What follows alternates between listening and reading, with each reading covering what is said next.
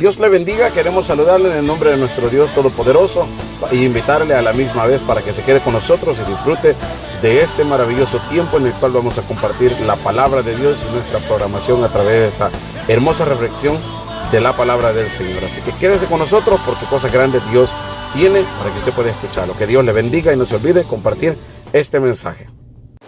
¿Estamos listos, hermanos? Mateo 16:13, el tema de esta noche, la Trinidad, Jesús, el Hijo de Dios. Vamos a leer todos.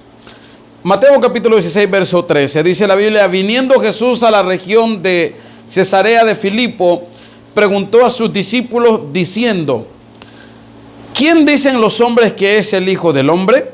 Ellos dijeron: unos Juan el Bautista, otros Elías y otros Jeremías o alguno de los profetas. Él les dijo: ¿y vosotros quién decís que soy yo? Respondiendo Simón Pedro dijo: tú eres el Cristo, el Hijo del Dios viviente. Entonces le respondió Jesús: bienaventurado eres, Simón, hijo de Jonás, porque no te lo reveló carne ni sangre, sino mi Padre que está en los cielos. Y yo también te digo que tú eres Pedro, y sobre esta roca edificaré mi iglesia, y las puertas del Hades no prevalecerán contra ella. Y a ti te daré las llaves del reino de los cielos, y todo lo que atares en la tierra será atado en los cielos, y todo lo que desatares en la tierra será desatado en los cielos. Esa es la escritura de esta hermosa noche. La palabra de Dios, la Biblia, nos habla tanto desde el principio hasta el fin de todo lo que es la deidad y de la humanidad de Cristo. Oiga, la palabra de Dios nos habla de la deidad y de la humanidad de Cristo. ¿Ok? ¿Qué significa deidad? Deidad significa la sobrenaturalidad de Dios. O para que lo entienda un poco más fácil, es la naturaleza perfecta que es propia de Dios. Dios no es alguien que se rige por tiempo, por física, por espacio. Dios es eterno. Desde la eternidad hasta la eternidad, Él no tiene principio ni fin. La Biblia lo habla en el libro del Apocalipsis. La palabra del Señor enseña a través de Cristo que Él es el mismo de ayer, de hoy y por todos los siglos. A eso se le llama la eternidad. Él no cambia. La palabra deidad significa la sobrenaturalidad de Dios, o la naturaleza que es propia de Dios. Y la humanidad, pues obviamente usted lo sabe, la humanidad es lo que nosotros también somos, que esta es nuestra naturaleza terrenal. A la unión de estas dos cosas se le llama unión hipostática. La unión hipostática. La deidad y la humanidad de Cristo. O sea, estas dos características concentradas en una persona, como era Jesús, se le llama unión hipostática. Esto lo hice como que fuera una B. Unión hipostática. ¿Qué significa unión hipostática? 100% Dios y 100% hombre. Unión hipostática significa 100% Dios, 100% hombre. O sea que Cristo sentía el dolor humano, sentía la preocupación humana, sentía también el estrés humano. Y eso usted lo puede ver en los evangelios cuando Cristo va a orar al monte. Y dice la palabra de Dios que Jesús dijo estas palabras.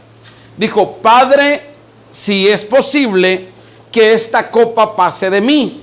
Oiga lo que dice Cristo: Padre, si es posible, que esta copa pase de mí.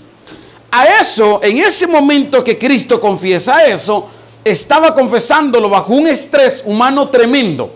porque él sabía que el tiempo en el que él iba a ser entregado, en el que iba a ser crucificado, apresado, estaba más cerca que nunca. Por eso dice: Señor, si es posible que esta copa pase de mí. Pero luego reacciona la parte divina, todo lo que tiene que ver con la deidad, y dice: pero no se haga mi voluntad, sino se haga la tuya. Ahí es donde usted mira al Cristo contando y sintiendo el dolor humano, y a la vez reaccionando a la perfección como reaccionaría el Hijo de Dios. A esto se le llama unión hipostática. La Biblia está llena de pasajes en donde podemos comprobar que Cristo existía muchísimo antes de que fuese concebido en el vientre de aquella mujer llamada María, la Virgen, la mujer de José. Entonces, quiere decir que si Él es eterno, nosotros tenemos un Dios que no envejece. Nosotros tenemos un Dios que no está en un madero. Nosotros tenemos un Dios, como le dije el día domingo, muchos celebran, y no está mal, digo, que el Señor resucitó, porque nosotros ya no lo consideramos que está en la tumba. Si lo hacemos es como algo simbólico el celebrar que Cristo resucitó, pero no es porque Él volvió a estar en la tumba.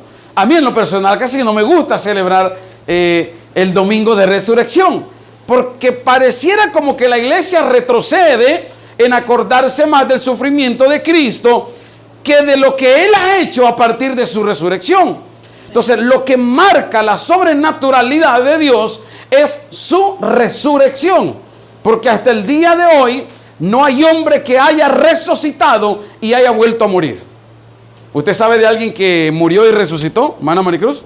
¿Por casualidad? No. En la Biblia hay uno, hermana Dina. Pero murió. Lázaro. Y resucitó. Cuando Cristo lo llamó de la tumba y le dijo: ven fuera, Lázaro se volvió a levantar ya después de días que médica o científicamente ya su cuerpo estaba sin movimiento, sin latido en su corazón. Pero Cristo tuvo el poder y lo resucitó. Sin embargo, Lázaro volvió a morir. Amén. Pero Cristo resucitó y Él no murió. Él fue ascendido al cielo, y la Biblia dice que está sentado a la diestra de Dios Padre. Lo que vimos el martes pasado. Entonces, a lo largo del Antiguo y el Nuevo Testamento, los escritores hacen referencia entre las distinciones de la deidad o de la sobrenaturalidad. Tanto en el Padre como en el Hijo, como en el Espíritu Santo, existe ese poder sobrenatural. Lo voy a volver a repetir: tanto en el Padre, en el Hijo, como en el Espíritu Santo, existe ese poder sobrenatural, el que opera en el gobierno de Dios. Todo lo que tiene que ver con la deidad se manifiesta en el Padre, en el Hijo y en el Espíritu Santo. Vuelvo a repetir: nosotros somos una iglesia cristocéntrica. Nuestra fe está fundada en el sacrificio de Cristo y su resurrección. A través de esa sangre hemos sido limpiados, perdonados y lavados de nuestro pecado. Y a través de esta sangre nosotros podemos obtener el perdón de Dios cuando pecamos. La Biblia dice que si alguno pecare, abogado tenéis para con el Padre, a Jesucristo, el Hijo de Dios. Amén. Esa es nuestra fe. Somos una iglesia cristocéntrica. Pero esta fe, que Cristo fue quien la estableció, también es una fe del Dios triuno. Oiga bien y apréndase mucho esta palabra: el Dios triuno. Triuno. O sea que tres personajes actuando bajo un solo gobierno. El Dios triuno o el Dios trinitario. Tres personajes actuando bajo el poder de ese gobierno, el gobierno de Dios. Cuando usted se refiere a Dios, se puede referir directa o indirectamente al Padre, al Hijo o al Espíritu Santo. Cuando se refiere a Dios, porque se refiere al gobierno que ellos representan, a su poder. Entonces los escritores hacen referencia entre las distinciones de la deidad que hay entre el Padre, el Hijo y el Espíritu Santo. El Padre, el Hijo y el Espíritu Santo aparecen como personas distintas con funciones individuales. ¿Ya escribieron esto? Como personas distintas con funciones individuales. Por ejemplo, El Padre, si usted nota en Génesis 1:1,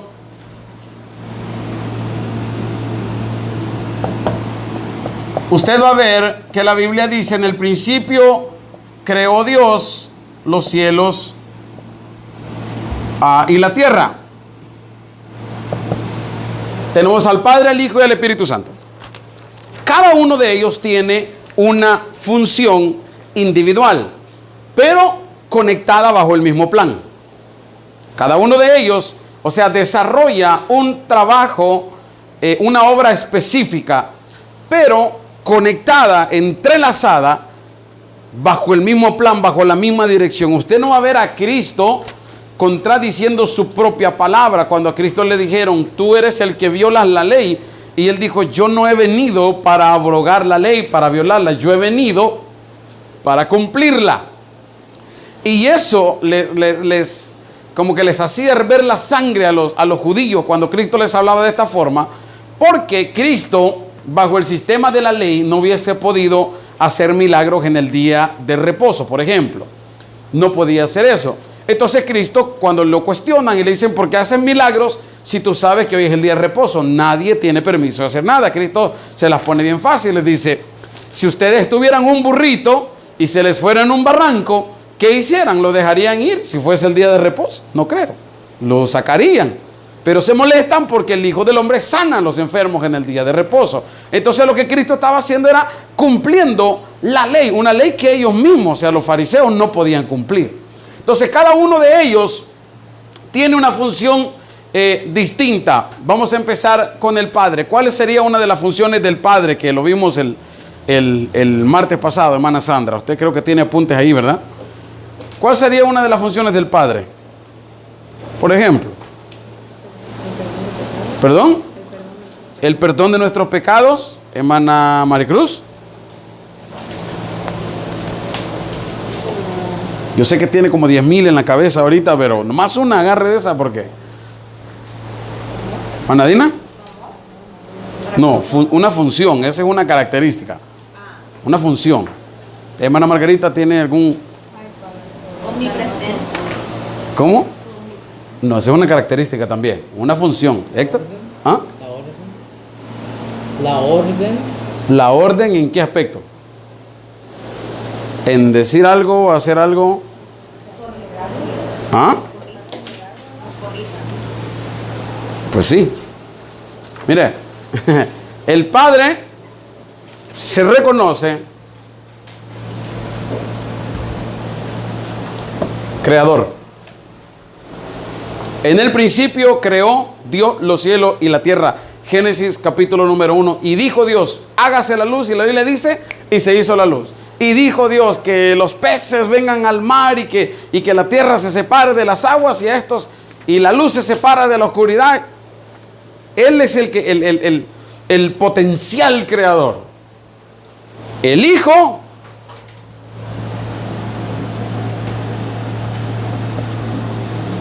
el Redentor. Le estoy hablando nada más de la obra que más puede que sobresalga en cuanto a cada uno de las personas, porque, y vamos a ver por qué se le llama persona al Padre, al Hijo y al Espíritu Santo. Dijimos el Padre, el Creador, el Hijo, el Redentor, y el Espíritu Santo, el Consolador. Mire, ¿por qué no le damos un aplauso a Héctor? Mire, denle un aplauso, pero ustedes no dijeron nada. El Consolador. Creador, Redentor y Consolador. 3 personajes con una función individual, pero conectado bajo el mismo plan. ¿Cuál era el plan? ¿O cuál sigue siendo el plan? El plan de salvación. El plan de salvación. Si usted estudia esas 3 cosas, en estos 3 individuos, usted va a ver que tanto el Espíritu Santo como el Hijo, como el Padre, operan en la misma característica que solo le pertenece tal vez al Espíritu Santo, o tal vez al Hijo, o tal vez al Padre. ¿Por qué? Por la conexión que hay en el plan. Por la conexión que hay. Por ejemplo, si la hermana Margarita dice, tiene 4 niños, y se sientan en la mesa y dicen, bueno mamá, ya salimos de high school, los 4, vamos a estudiar. Y ella dice, pero es que yo no puedo con la carga yo sola. Entonces 2 de ustedes van a trabajar para ayudarle a los 2 que van a estar estudiando y cubrimos los gastos de la casa. Y cuando aquellos terminen sus estudios, entonces aquellos trabajan con su carrera y luego los que trabajaron primero se van a ir a estudiar. O sea, cada una de las personas tiene una función diferente, pero es bajo un mismo plan. El plan no se pierde, aunque cambie muchas veces las cosas que hacemos. ¿Sí me explico con lo que le digo? Entonces, en el Antiguo y el Nuevo Testamento, porque si usted cree que el Espíritu Santo y Cristo no aparecen en el Antiguo Testamento, está equivocado. Sí aparecen. Los escritores hacen referencia a estas distinciones. El Padre, el Hijo y el Espíritu Santo aparecen como personas distintas con funciones individuales. ¿Por qué al Padre, tanto como al Hijo y como al Espíritu Santo, se les llama personas? ¿Por qué podríamos decir, bueno, a Cristo se le pudo contemplar porque era una persona con carne, con hueso, aunque era 100% Dios, también era 100% humano? Y alguno podría cuestionar por qué el Espíritu Santo se le puede llamar persona si no es carne, o por qué al Padre, si al Padre nadie le ha visto nunca jamás. Y le voy a dar 3 características para que a alguien o a un individuo se le llame una persona. Número 1 es porque posee sentimientos. Esto usted lo puede buscar en su casa si quiere. Una persona posee sentimientos. Cuando en nuestras casas nosotros tenemos diferencias conyugales y el hombre que era antes bien amoroso se volvió así muy tosco, ya no dice te amo, ya no hay abrazos, ya no hay besos. ¿Qué dice la mujer? ¿Qué animal te has vuelto? Muchas mujeres dicen, ¿qué animal te has vuelto? ¿Por qué? Porque lo califican ya no como una persona, sino como un animal, porque el animal, y aún se cree que hay animales que tienen sentimiento. Pero nosotros tenemos esa mentalidad de que a veces decimos que te portas como un animal, porque no tienes sentimientos. Amén. También tiene emociones. Una persona tiene emociones, sentimientos y emociones.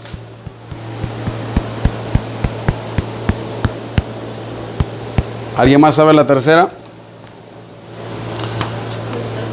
¿Perdón? Tristeza. Esa es una emoción, sí.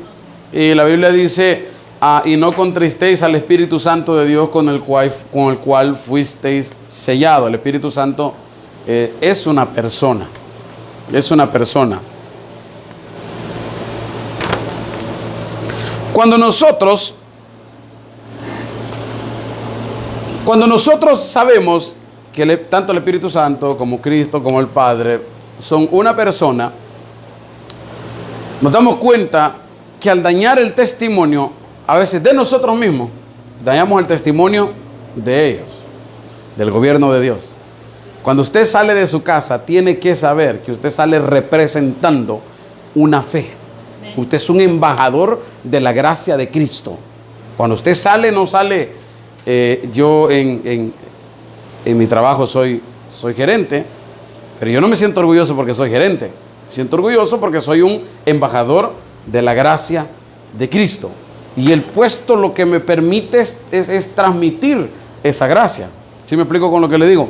Entonces, cuando nosotros entendemos la personalidad, amados hermanos, de este Dios tan poderoso, de este gobierno tan invencible como lo es el gobierno del Señor, fíjese que nuestro diario vivir se vuelve más activo. El diario vivir nuestro se vuelve más activo. Si el Espíritu Santo se puede contristar. Hay una doctrina por ahí que dice que una vez que usted le entrega su corazón a Cristo, usted es salvo para siempre. No importa si vuelve a tomar, si vuelve a fumar, si vuelve a pelear, si vuelve a gritar, si vuelve a hacerse celoso, si vuelve a practicar todas estas cosas. Hay una doctrina que dice que usted lo único que necesita es decirle: Cristo, si mi corazón es tuyo, y se acabó. Y usted puede seguir pecando. Y la Biblia no lo dice así. La Biblia dice que cómo hemos de descuidar una salvación tan grande a través del sacrificio, mire, que el Señor hizo en la cruz del Calvario. Entonces, si nosotros como cristianos no entendemos que Jesucristo, tanto como el Espíritu Santo también, son personas, puede que tengamos una mentalidad diferente. Hay gente que tiene la creencia que el Espíritu Santo, en la próxima clase vamos a tratar eso, que el Espíritu Santo solamente es algo momentáneo que viene a la vida del hombre, que es algo pasajero, y no es así. ¿Sabía usted que la Biblia dice que el Espíritu Santo anhela, que el Espíritu Santo busca un lugar donde morar? Y cuando nosotros abrimos nuestro corazón, dice la palabra de Dios: ¿no sabéis pues que vuestro cuerpo es templo y morada de quién? Del Espíritu Santo. Amén. Entonces eso es lo importante de entender, que son personajes que tienen funciones individuales. Cualquier exposición precisa sobre la Trinidad, o sea, Padre, Hijo, Espíritu Santo, debe comenzar y terminar con lo que la Biblia declara. Aquí no se trata, ya vamos a empezar a ver bastante verso bíblico. Aquí no se trata de que usted leyó tal libro, no. Usted puede sustentar su fe con investigaciones científicas, arqueológicas, de historias, está bien. Pero no va a basar su fe en esas cosas. Usted va a basar su fe en lo que la palabra del Señor dice. Por ejemplo, la Biblia dice que vino un pez preparado por el Señor y se tragó a Jonás, y Jonás estuvo ahí 3 días. ¿Usted lo cree o no lo cree? Sí, yo lo creo porque la Biblia lo dice. Y si la Biblia dijera que fue al revés, que Jonás agarró al pez, lo sacó a la isla, lo partió y lo hizo en 400 tacos y se lo comió en 5 días, ¿lo creyera sí o no? Si estuviera en la Biblia, por supuesto, si está en la Biblia, pues. Si nuestra fe está fundada en esta palabra, no en lo que el hombre dice, ni siquiera en lo que el pastor dice, porque si lo que yo estoy diciendo en este momento no está escrito en la Biblia, yo estoy cometiendo un grave error en enseñar algo erróneo. ¿Sí me explico con lo que le digo? Entonces toda exposición sobre la Trinidad debe de comenzar y terminar con lo que la Biblia declara. Lo que acabamos de ver acerca de Cristo Jesús en la lectura de San Mateo 16 es que Cristo hace una pregunta y la hace en general. Fíjese, y le dice: miren, ¿quién dice la gente que soy yo? Y ahí empiezan los discípulos diciendo: bueno, mira, unos dicen que tú eres un profeta, otros dicen que tú eres Elías, otros dicen otras cosas. Y ustedes, le dijo Cristo, ¿quién? Y ustedes, para ustedes, ¿quién soy yo? Y ahí apareció Pedro, el que más le gustaba hablar, y le dice: tú eres el Cristo. Oiga lo que le dice: tú eres el Cristo. ¿Sabe qué le quiso decir el Cristo? El enviado. Diga conmigo: el enviado. Eso quiere decir el Cristo. ¿Ya notaron esto? Sí, ¿verdad? El enviado. Tú eres el Cristo. Y termina la oración diciendo: el Hijo ¿de quién? Del Dios viviente.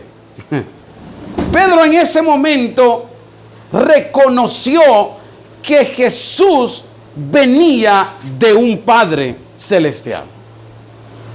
Y Jesús lo vio en aquel momento y le dice: bienaventurado eres, porque no te lo reveló ni carne ni sangre, sino que ¿qué le dijo? Sino mi Padre que está en los cielos. En aquel momento, amados hermanos, yo por eso no alcanzo a entender, yo no alcanzo a comprender cómo es posible que hay gente que todavía niegue la existencia del Padre. ¿Ha escuchado usted esa fe de los Jesus only? Solo Jesús, que no hay un Padre, que no hay un Espíritu, solo es Cristo y se acabó. Cristo mismo habló del Padre. Dijo: Pedro, no te lo reveló ni carne ni sangre, te lo reveló mi Padre que está en los cielos. O sea, ¿cómo es posible que la gente niegue algo que Cristo mismo estableció en aquel momento? Porque Cristo lo estableció ahí. ¿Sí me explico? Entonces, si nosotros, hermano, entendemos que la declaración de Jesús como hijo, porque estamos hablando del Hijo de Dios, que la declaración de Jesús representaba, oiga, la apertura de la visión espiritual en ese momento para la vida de Pedro, tremenda, tremenda. Porque aunque los judíos esperaban al Hijo de Dios, usted sabe que hasta el día de hoy ellos no creen que Jesús era el Hijo de Dios.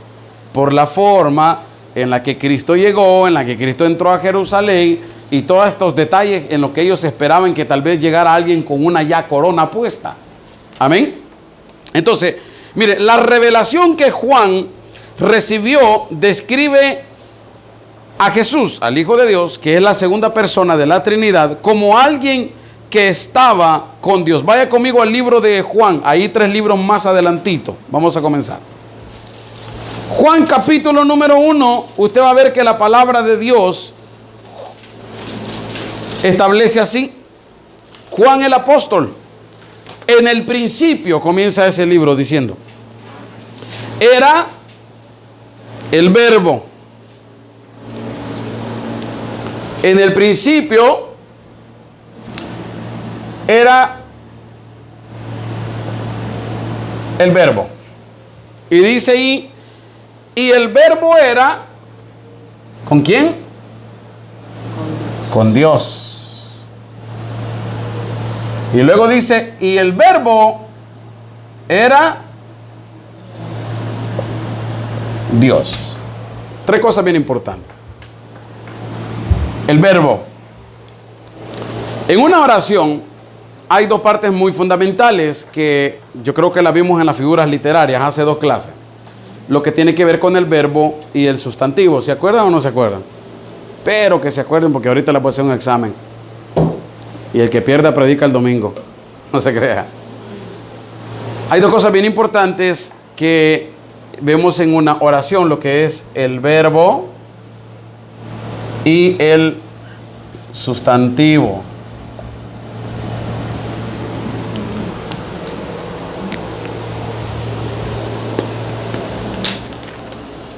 Cuando la Biblia dice que en el principio era el verbo, estaba asegurando que el verbo era un personaje.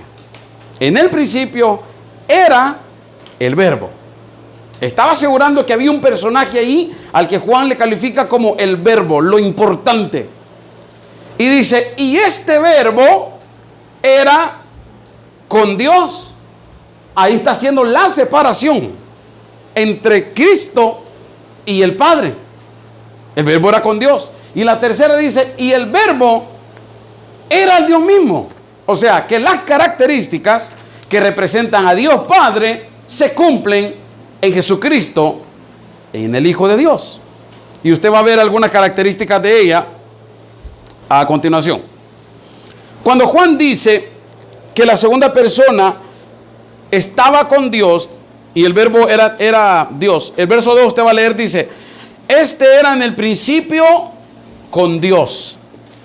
Todas las cosas por Él fueron hechas. Y sin Él, nada de lo que ha sido hecho, ¿qué dice? Fue hecho. Génesis capítulo número 1, versículo número 1. En el principio, dice la Biblia, creó Dios los cielos y la tierra. Compare Génesis 1.1 con Juan 1.1 y usted va a ver la similitud que hay. Y usted va a ver la presencia de Jesús, del Hijo de Dios, en la Trinidad, que estaban a punto de ordenar la tierra, de crear cosas tremendas, de llamar a la luz y que la luz se hiciera, de separar las aguas y que las aguas se separaran de la tierra, de separar la noche, las tinieblas del día, y Dios le pone nombre. Y allí mira usted que Cristo es eterno. O sea, Cristo, aunque nació de María, virgen, no es que en ese momento Cristo que Cristo nació como Dios. Digo por si alguien lo estuviese pensando así. Cristo ya era Dios. Pero la humanidad en su carne necesitaba venir a través de un medio natural, como lo es obviamente un embarazo. Usted sabe que María concibió por obra del Espíritu Santo. Amén. Mire, la formulación bautismal trinitaria indica la igualdad entre las tres personas, Padre, Hijo y Espíritu Santo. Vaya conmigo al libro de Mateo capítulo 28, ahí 3 libritos atrás, verso 19. Mateo 28, versículo 19. Dice Jesús hablándole, le dice: por tanto, id y haced discípulos a todas las naciones, bautizándolos. Y ahí hace Cristo, mire, la separación trinitaria en lo que es el mandato bautismal. Bautizándoles en el nombre del Padre y del Hijo y del Espíritu Santo, enseñándoles que guarden todas las cosas que os he mandado. Y aquí yo estoy con vosotros todos los días hasta el fin del mundo. Sin embargo, Cristo iba a ascender al cielo. Y mire lo que Cristo les dice: yo estoy con ustedes todos los días hasta el fin del mundo. Pero sabe que cuando Cristo asciende, ¿sabe quién desciende a la iglesia? El Espíritu Santo de Dios. Amén. Entonces, la formulación bautismal trinitaria indica la igualdad entre las tres personas. ¿Cristo existía antes de ser manifestado en carne? Sí. ¿Dónde vivía, hermano? Me dijeron una vez a mí.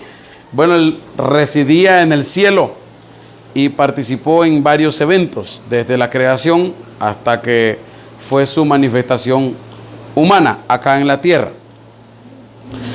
Vino a la tierra bajo una milagrosa concepción de su naturaleza humana en el vientre de María. Vaya conmigo ahí mismo en Mateo, capítulo 1, verso 18. Mateo 1, 18.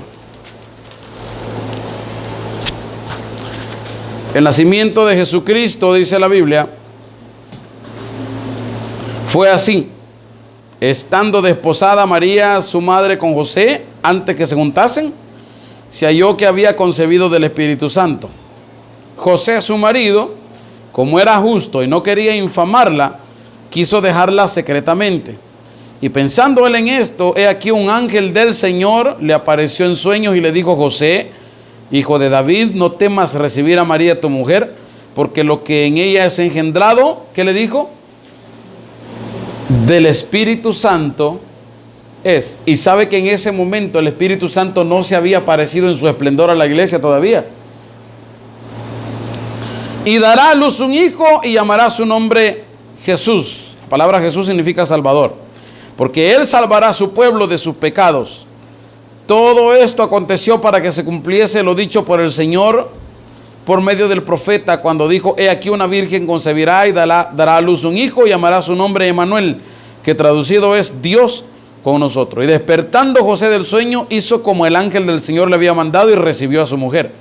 Pero no la conoció hasta que dio a luz a su hijo primogénito y le puso por nombre como Jesús.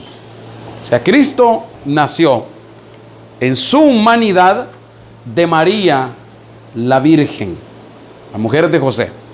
Ahora, hay una teoría o un dicho por ahí que dicen que María es la madre de Dios. María no es la madre de Dios, es una locura inventada por el Papa, al igual que él. María no es la madre de Dios, porque Dios no tiene madre, Dios es Dios. Él no tiene mamá ni tiene papá. María fue madre de Cristo, de Jesús, del hombre, porque concibió obviamente a ese niño, lo amó como su hijo. Fue una virgen pura, por eso el Señor la escogió a ella, ¿verdad? Pero no debe de ser motivo de adoración, mucho menos de inclinación. Dijo por ahí alguien de mi familia cuando le dije: ¿ustedes por qué la adoran? Y me dice: es que no es adorarla, es respetarla. Y no es cierto. Respetar no significa hincarnos delante de una imagen. De hecho, la Biblia dice: tontos son los que se arrodillan delante de una imagen. Así dice la palabra de Dios. Ahí se lo voy a regalar ese versículo para que lo estudien en la casa. Y así dice, que son tontos. Tontos. Entonces, María no es motivo de adoración. ¿Debemos también blasfemar en contra de María? Pues no, María es una miembro de nuestra fe igual. Es una miembro de nuestra creencia al igual. ¿Usted cree que no iba a creer en Dios después de ese tremendísimo milagro que el Señor estaba haciendo en ella? Sin tener una sola relación sexual, concebir al Hijo de Dios. Pero ella no es madre de Dios. Ella fue madre de Jesús. Amén. Entonces, Cristo ya existía antes de ese nacimiento. Y fue enviado por la primera persona de la Trinidad, o sea, de Dios Padre. Juan 3:16 dice la Biblia, porque de tal manera amó Dios al mundo, que entregó ¿a quién? A su Hijo unigénito, para que todo aquel que en Él cree no se pierda, mas tenga vida eterna. O sea que Cristo fue enviado por Dios Padre, por eso se le conoce como el Hijo de Dios. Amén. La Biblia también lo identifica como el Creador. Por eso usted no se equivoque, nunca vaya a decir, no, es que Cristo no aparece en el Antiguo Testamento. Bueno, no aparece Cristo como Jesús, el Hijo de Dios, el Creador, pero sí aparece en los eventos importantes. Por ejemplo, creo que Génesis, no sé si es 18 o 17, más o menos por ahí, donde dice que estaban construyendo la Torre de Babel. Los hombres se estaban rebelando en contra de Dios. Dijeron, por si viene el diluvio otra vez, nos vamos a quedar arriba de la torre y el agua no nos va a alcanzar. Y dice, mire, la palabra de Dios, que Dios dijo, vamos y confundamos su lengua. Y decir vamos es diferente a decir voy a ir, ¿verdad? Allá en mi país, en El Salvador, cuando decimos vamos a ir, dice uno, vamos me suena orquesta, como que somos muchos, como que somos varios. Entonces, cuando la palabra de Dios dice vamos y confundamos la lengua de ellos para que no entiendan lo que hablan entre sí, quiere decir que había más de uno en aquel evento. En la creación de el hombre, dice la Biblia, Génesis 1:26 parece, que el Señor dijo, hagamos al hombre a nuestra imagen, conforme a nuestra semejanza. O sea que había más de un individuo en aquel momento, en aquel evento. Amén. Entonces, ¿quién es? Alguien dijo por ahí, los ángeles. Los ángeles no han creado nada. Los ángeles no han creado nada. Es la Trinidad, el Dios triuno. Entonces fue enviado por la primera persona de la Trinidad. Y la Biblia lo identifica como el Creador. Juan capítulo número 1, ya más o menos lo leímos ahí, dice la Biblia en el versículo 3, todas las cosas por Él fueron hechas y sin Él nada de lo que ha sido hecho fue hecho. O sea, a Cristo se le reconoce que tuvo parte en el evento de la creación. Las Escrituras también testifican que Él poseía la gloria divina antes que el mundo ya existiera, o sea, antes que el mundo fuese. Ahí también en el libro de Juan, capítulo número 17, si quiere usted puede escucharlo. Juan 17, 5, dice la Biblia, mire, hablando acerca de Cristo, ahora pues Padre, cuando Jesús estaba orando por sus discípulos, ahora pues Padre, glorifícame tú al lado tuyo. Y oiga lo que dice Cristo, con aquella gloria que tuve contigo antes que el mundo fuese. A eso se le llama la preexistencia de Cristo. Para que eso sí, anótelo. La preexistencia de Cristo.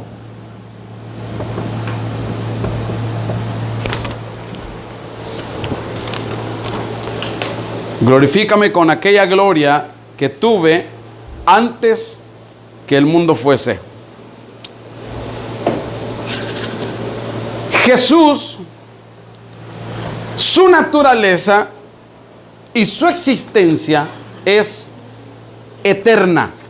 Lo que leímos en Juan, en el principio era el verbo y el verbo era con Dios y el verbo era Dios. Su naturaleza y su existencia es eterna. ¿Por qué el tema de Jesús es tan importante en una iglesia cristiana? Porque cuando nosotros no conocemos los ciertos detalles acerca de la persona de Cristo, nosotros podemos cometer tremendos errores. Por ejemplo, alguien escribió un libro, el hermano G. Ávila, un evangelista internacional grandísimo, un anciano que fue un hombre muy usado por Dios. Escribió un libro que se llama La ciencia de la oración. Se lo recomiendo que lo compre y lo lea. Mi esposa me lo regaló a mí hace muchos años, La ciencia de la oración. Y en ese libro el hermano G. Ávila dice, por muy equívoco que parezca lo que voy a escribir, no le pidan en oración nada. Oiga, no le pida nada en oración al Hijo, a Jesús. Y se oye feo no decir, no, pero ¿cómo no le vamos a pedir nada? Porque la regla bíblica que Cristo estableció es, todo lo que pidiereis, ¿a quién? Al Padre. ¿En qué? En mi nombre será dado. O sea, se oye mal. Si yo le aseguro que si yo lo predicara desde un altar con unas 2000 personas, me fusilan. Pero es bíblico. Que no podemos nosotros, hermano. Y no es porque Cristo no pueda, sí. Pero la oración correcta, la oración eficaz es la que nosotros dirigimos al Padre en el nombre de Jesús. Porque lo que nosotros pedimos en el nombre de Jesús es hecho según la voluntad perfecta de Dios. ¿Sí me explico con lo que le digo?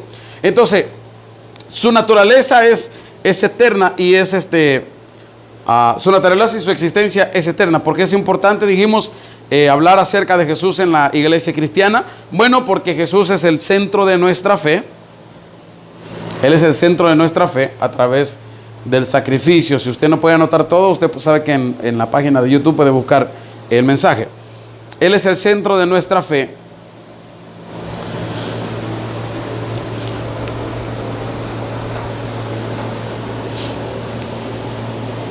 Él es el perdón de nuestros pecados.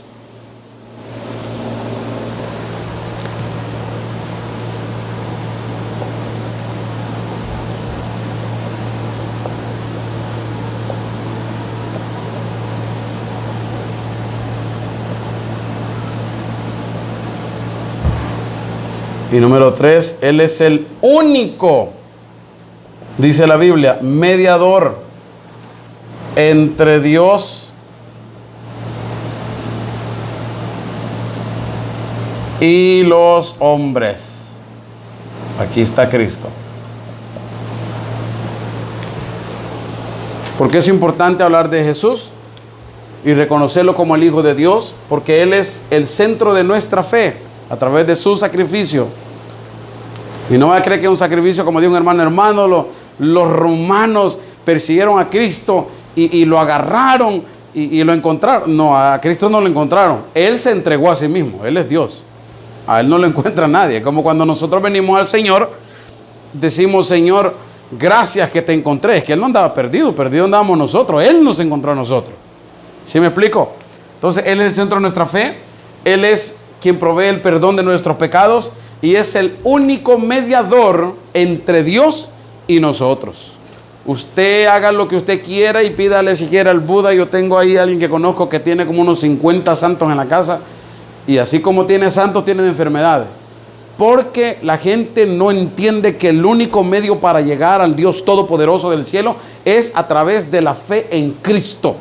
Es a través, amados hermanos, de nuestra petición en el nombre de Jesús. Amén. Por eso es importante hablar de Cristo en la iglesia.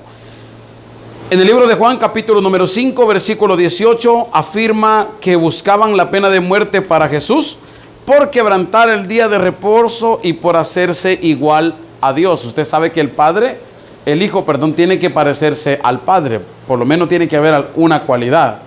Imagínense si no sé, si la mamá es alta y el papá es alto y el hijo sale pequeñito, uno se asombra, dice, pues no se parece a su papá.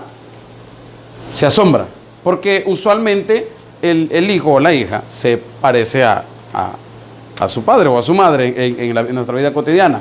Entonces, en el caso de Cristo, cuando Cristo exponía su mensaje, Y él decía, mi Padre que me ha enviado del cielo. Miren, los judíos, hermanos, esa gente no se le podía decir eso, porque para ellos era tan sagrado, tan santo, y tenían tan en poco a Jesús ellos, que ellos buscaban la pena de muerte para matarlo. Ellos buscaban literalmente la forma de acusarlo, de llevarlo a la muerte. Estaba viendo un reportaje acerca de lo que tiene de la corona de espinas.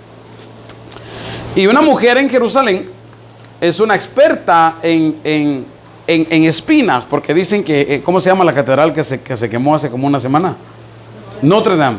La catedral de Notre Dame, dicen que ahí están las espinas de Cristo y todas estas cosas.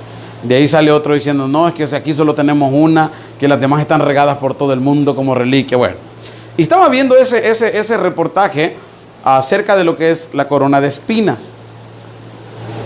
Y una mujer dice que para que la cabeza de Jesús haya sangrado con una corona de espinas, no solamente tuvo que ser una rueda alrededor de su cabeza, sino que tuvo que ser literalmente un casco de las espinas más feas que existen en esa región, donde se presupone que Cristo fue crucificado. Entonces, esto da a entender, decía la mujer, que el pueblo estaba anticipadamente preparando esa corona de espinas, porque la mujer comenzó a hacer una y dice, esto no está fácil hacerlo. No es solamente agarrar 2 ramas y enrollarla y ponérsela en la cabeza a alguien, no. De hacer una corona de espinas para que la cabeza de Cristo estuviese tan lastimada como se supone que estaba bañada en sangre, tuvieron que estarlo preparando con anticipación. ¿Y sabe por qué lo hacían? Porque Cristo les decía que Él era el enviado, el Hijo de Dios, el Mesías, y eso no le gustaba. Y hasta el día de hoy, usted ve los pueblos ultraortodoxos en la televisión, en reportajes, que son pocos de ellos, y no aceptan, ellos no les cabe en la cabeza lo que tenga que ver con Cristo, lo que tenga que ver con Jesús, porque para ellos Jesús no era el Hijo de Dios. No era el Hijo de Dios. Por eso usted va a leer en la Biblia que dice, a los suyos vino y los suyos no le recibieron, mas aquellos que le recibieron, a los que creen en su nombre, les dio la autoridad y la potestad de ser llamados hijos ¿de quién? De Dios. Amén. Qué bonito, ¿verdad? También la Biblia muchas veces da luz en cuanto a la personalidad de Jesús en el Antiguo Testamento como el ángel de Jehová. Un día les voy a traer ese tema. Yo lo tengo desarrollado y no lo he puesto todavía, acerca de lo que es el ángel de Jehová, en donde se cree que era Cristo mismo presentándose delante de los hombres, de Josué, de Moisés, pero como el ángel de Jehová lo califica la Biblia en el Antiguo Testamento. Fíjese que el ángel de Jehová juega un papel muy importante en el Antiguo Testamento, porque, y tanto en el Nuevo también. Usted va a ver que hay un pasaje en donde dice la palabra del Señor que el ángel de Jehová permite que se le adore. Y usted lo compara con el libro del Apocalipsis, en donde Juan, dice la Biblia que se presentó un ángel delante de él y Juan trató de rendirle adoración y el ángel inmediatamente lo exhorta y le dice, no lo hagas, no me adores. Porque tú y yo solamente somos consiervos. La diferencia es que yo soy espíritu. Fíjese qué importante es ver estas cosas, porque ahí es donde vienen las equivocaciones. Lo que hablamos en la clase pasada, que hay gente que dice, la Virgen se me apareció en un vaso, allá va todo el mundo. Y a santificar el vaso. Que la Virgen se apareció en un árbol, y ahí está el árbol todo viejo con rama, y como creen que se apareció la Virgen, allá va la gente. ¿Por qué? Porque la ignorancia nos puede volver idólatra. Y si usted cree que en la iglesia cristiana no hay gente idólatra, está bien equivocado. Por ejemplo, usted ha visto esas congregaciones en donde dice, usted traiga su ofrenda y dependiendo de la ofrenda que usted dé, así Dios le va a dar. Es mentira del diablo. Los milagros de Dios son gratis. Los milagros del Señor, la salvación es gratis. No se mide, hermano. Usted no puede comprar una sanidad de cuerpo. Usted no puede comprar una sanidad de cáncer. Usted no puede comprar la salvación. Es completamente gratis.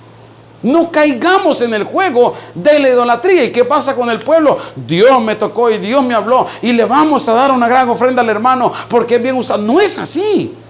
No es así. Yo cuando me llaman y me dice, hermano, ¿puede venir? Le digo, sí, voy a ir, pero a mí no me den ofrenda. Nomás regálenme tiempo para predicar, porque sí me gusta predicar mucho. Porque la gente idolatra. Porque la gente venera al hombre. Porque la gente, hermano, es capaz de besarle la mano a un pastor o a un sacerdote y se olvidan que hay que besar primero los pies del Señor. Porque es el mejor lugar donde nosotros podemos estar. ¿Está de acuerdo conmigo? Entonces en la iglesia cristiana también hay idolatría. Cuando un cristiano dice, los católicos idólatras, que se examine a sí mismo primero. Si no idolatran muchas veces a sus líderes. Hay padres, madres de familia que idolatran a sus hijos. Yo he oído gente, y yo espero del Señor que ustedes no sean así, decir, mi adoración son mis hijos. ¿Y Dios? Si su única fuente de adoración debe de ser Dios, no sus hijos. Usted a sus hijos los debe de amar y defender hasta con su propia vida, porque son sus hijos, carne de su carne, sangre de su sangre, hueso de su hueso. Pero nunca deben de ser ellos el motivo de adoración. Porque el día que sus hijos le fallen, el día que sus hijos se vayan de la casa, lo que va a pasar es que le va a dar un gran stroke. ¿Por qué? Porque se le fue su adoración. Es un problema con los padres, las madres de familia, de que adoran, idolatran a sus hijos. Y que no me toquen a mi hijo porque se me sale el apellido. Está bien, hay que defenderlo, pero hay que tener cuidado de no adorarlos. Adorarlos, la expresión adoración va mucho más allá de querer y de amar. Entonces otro día vamos a exponer acerca del ángel de Jehová.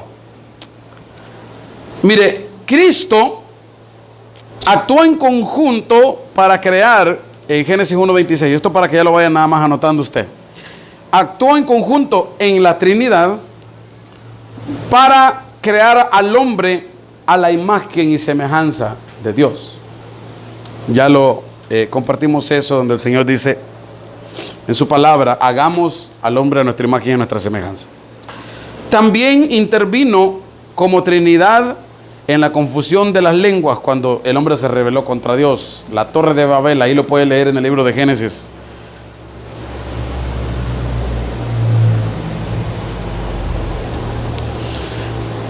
En el Salmo 23, creo que usted se lo sabe hasta de memoria ese.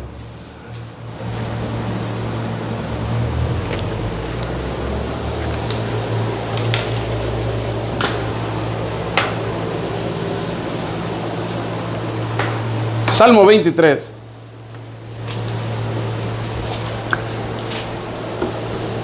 Se hace referencia a Jesús. ¿Qué dice el primer versículo, Salmo 23? Jehová es mi pastor y nada me faltará. Juan 10:11.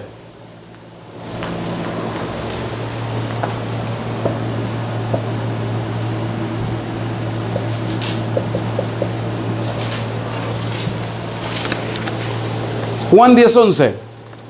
¿Tienes esa? ¿Qué dice la Biblia? Yo soy el buen pastor y el buen pastor su vida da. Yo soy el buen pastor su vida da por las ovejas. El Nuevo y el Antiguo Testamento. El salmista dijo, Jehová es mi pastor y nada me faltará. Cristo vino años después y dijo, yo soy el buen pastor. Y el buen pastor su vida da por las ovejas. Entonces se hace referencia a Jesús también en el Antiguo Testamento. Jesús también tiene un papel, juega un papel importantísimo en cuanto al juicio que viene a la tierra. Jesús y el juicio. Recuerde que nosotros estamos en una congregación, venimos a la iglesia porque queremos que nuestra alma sea librada de la eternidad en el lago de fuego, de que el Señor nos vaya a enviar al infierno por nuestros pecados. Esa es una de las razones por las que estamos nosotros acá. Por eso tenemos, cuando nos dimos cuenta que hay un infierno en el cual podemos nosotros ser condenados y ser arrojados en el día del juicio, nosotros nos acercamos al Señor para que nuestra alma sea salva, y en este acercamiento y en esta constante perseverancia hemos aprendido a amarle, hemos aprendido a amar a Dios con todo nuestro corazón. Yo amo al Señor con todo mi corazón y hago lo que está en mis manos para poder demostrarle a Él que lo amo, todo lo que está en mis manos. Entonces, en esta perseverancia de estar asistiendo a la casa de Dios, de venir a los cultos, aprendemos a amar a Dios. El amor no se despierta de la primera vez. Hay una expresión por ahí en donde dicen que hay amor a primera vista. A primera vista nunca hay amor. El amor es un sentimiento que se desarrolla con el tiempo a través de la comunicación constante. Ese es el amor. Lo que existe a primera vista es, ¿sabe qué es, hermano Maricruz? ¿Ah? Atracción. Eso es lo que existe. Cuando nosotros llegamos al Señor, algo nos atrajo.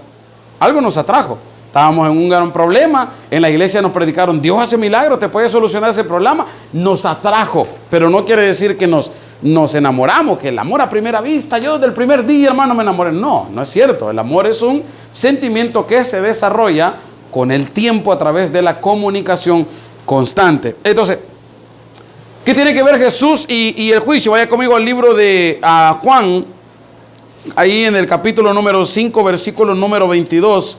La palabra de Dios establece, mire, Jesús y el juicio. Porque el Padre, dice, mire, porque el Padre a nadie juzga, sino que todo el juicio dio al Hijo, para que todos honren al Hijo como honran al Padre. El que no honra al Hijo, no honra al Padre que le envió. De cierto os digo, el que ve mi palabra y cree el que me envió, tiene vida eterna, y no vendrá a condenación, mas ha pasado de muerte a vida. De cierto os digo, viene la hora, y la hora es cuando los muertos oirán la voz del Hijo de Dios, y los que la oyeren, ¿qué dice la Biblia? Vivirán. O sea, Cristo aparece en la palabra, Jesús, como juez de todo. Jesús aparece como juez de todo. También, si usted lee Juan capítulo 12, un poquito más adelante, en el verso 47, usted va a ver que en el principio Cristo no vino a disparar juicio en contra de la humanidad. La Biblia dice que Él vino para que todo aquel que en Él cree no se pierda, sino tenga vida eterna. Y la palabra de Dios dice, mire, porque yo no he venido a condenar al mundo, dice la Biblia. Porque yo no he venido a condenar al mundo, sino para que el mundo sea salvo. ¿Por quién? Por Él, por Jesús. Amén. Así que, ahora, Cristo y el hombre. Cristo y el hombre. O sea, nosotros ya vemos Cristo y el Padre, Cristo y el juicio, Cristo y el Antiguo Testamento, sus características. Ahora, Cristo y el hombre. ¿Por qué el hombre necesita a Jesús? Hermana Dina, una razón por la que el hombre necesita a Jesús. Porque sin Él no podemos hacer nada. ¿No podemos hacer nada, hermano César? Why do you think we need Jesus?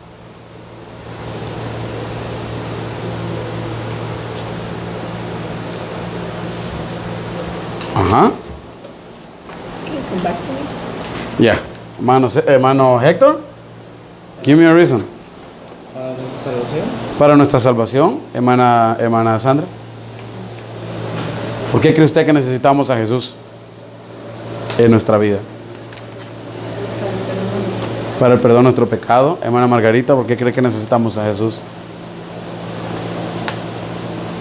Nuestra salvación. Para nuestra salvación. Hermana Maricruz. Salvación. Hermana Karen. Para el perdón, para que Él nos perdone. Hermano César, yo sé que tiene como 3,000 ahorita, pero nomás agarra una, bro. Es para ayudarnos a aprender de Dios. Para ayudarnos, para enseñarnos, exactamente. Mire, las personas somos pecadoras ante un Dios tan perfecto. Porque aunque nosotros estamos acá congregándonos, todavía nuestra naturaleza pecaminosa muchas veces se despierta. Y aunque no lo mostremos, en nuestra mente, hermano, a veces pecamos tanto. Hoy, antes de venirme al trabajo, unos 10 minutos antes que me recogiera mi esposa, llegó un hombre, hermano, y me gritó y me dijo de lo que me iba a morir y de lo que me iba a resucitar y de lo que me iba a volver a enterrar. Y créame que yo sentí dentro de mí aquel hombre viejo, porque si usted dice yo voy a la iglesia y soy mentira, a veces el hombre viejo se nos levanta, hermano. Y aquel hombre viejo adentro con ganas de decir algo.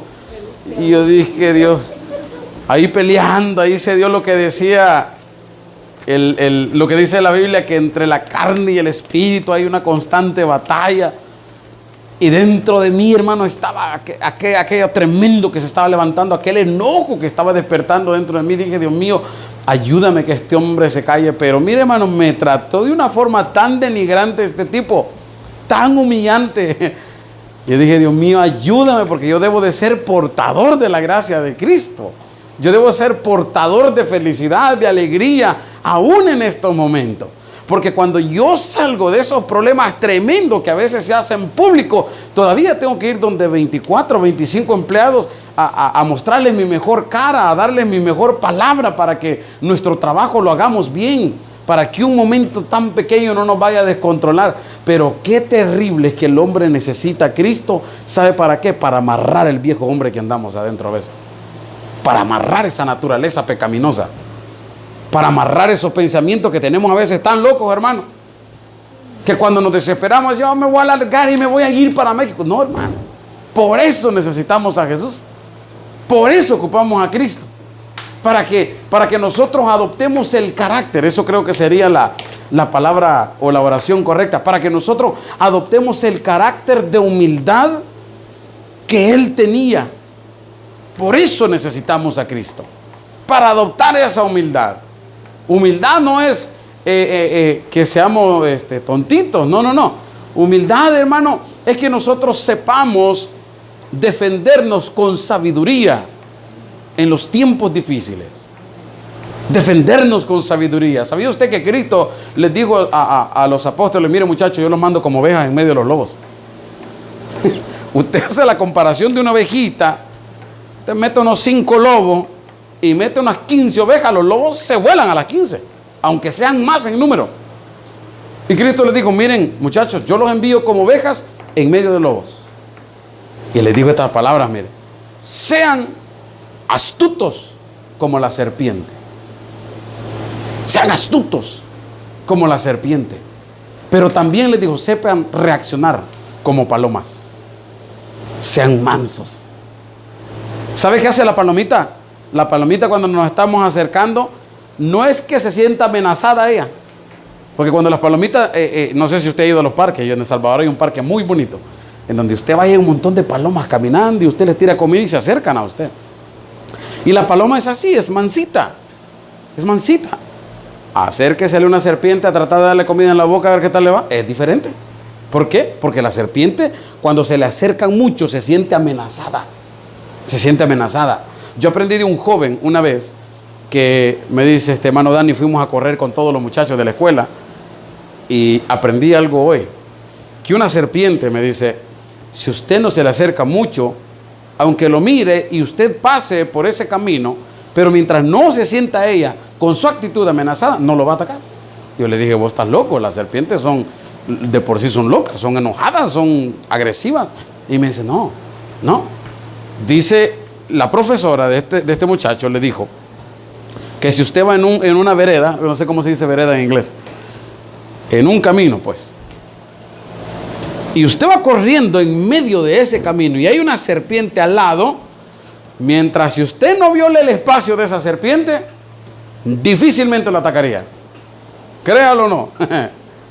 Pero si usted se hace a un lado, aunque usted no lleve la intención de hacerle algo, esa lo muerde. Y Cristo le dijo, miren, a veces deben de actuar como serpientes y a veces como paloma. La paloma, si se siente amenazada, ¿sabe lo que hace? Mejor se va volando. Se va. Pero a veces como serpiente. Hay que pararse en la brecha, hermano. Defendernos, pero con inteligencia, sin perder nuestra identidad de hijos de Dios. Por eso necesitamos a Jesús. Vaya conmigo al libro de Filipenses, ya para terminar. El libro de Filipenses, capítulo número 2, versículo número 7, dice la palabra del Señor. Haya pues en vosotros este sentir que hubo también en Cristo Jesús. Mire lo que dice. El cual, siendo en forma de Dios, no estimó el ser igual a Dios como cosa a que aferrarse, sino que se despojó a sí mismo, tomando forma de siervo, hecho semejante a los hombres, y estando en la condición de hombre, se humilló a sí mismo, haciéndose obediente hasta la muerte